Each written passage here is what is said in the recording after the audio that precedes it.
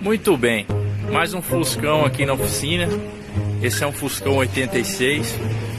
Ele veio aqui para fazer uma manutenção. Ele tá com um barulho muito estranho no motor dele, quer ver?